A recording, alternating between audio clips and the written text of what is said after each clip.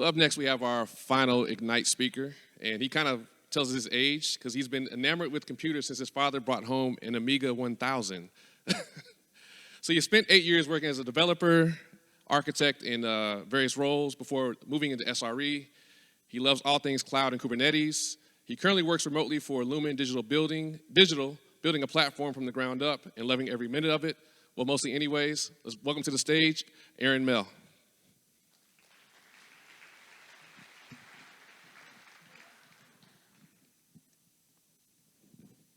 So what is the definition of a post-mortem? A post-mortem is defined as a written document that describes an incident, its impact, any actions taken to mitigate or resolve the incident, the root causes, and any further corrective action taken to prevent the incident from occurring. Good morning, everyone. My name's Aaron. As I said before, I work for Lumen Digital. We're building a white label end-user online banking platform for credit unions. And for the next 4.5 minutes, I'm going to share with you some tips about post-mortems. So I've created an example post-mortem for today's talk based on the template that we use at Lumen Digital.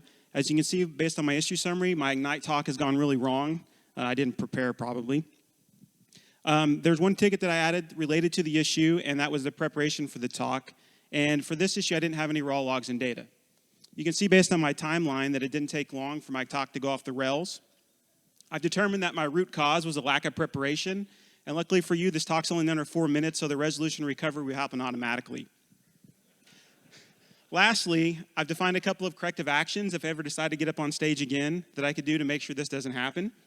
And I've also recorded who prepared, who presented, and who reviewed this document. So now that you've seen an example, let me give some tips about doing postmortems. The first one is postmortems should be blameless. When somebody makes a mistake that causes an incident to occur, you want to focus on education and prevention of the issue from reoccurring. When you blame people, it leads to people covering up mistakes, and you don't want people to cover up mistakes in your organization. It's super important when you do postmortems that you get a right mix of people in the room to talk about the postmortem. A good mix of people that worked the incident, that can actually solve your corrective actions, and somebody that represents the voice of the customer or somebody that was impacted by the incident. That's the kind of the mix that you need. If you don't have a good root cause, if you don't understand what caused an incident to occur, then you can't come up with corrective actions that will actually prevent it from happening again.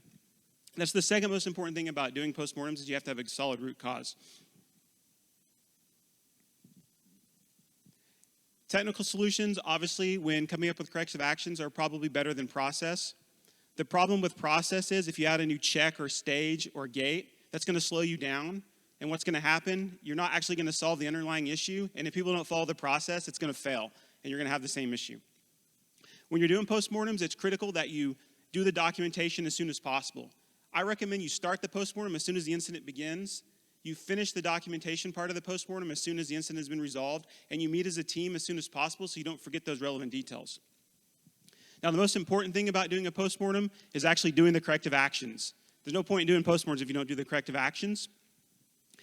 Make those bugs in your backlog, right?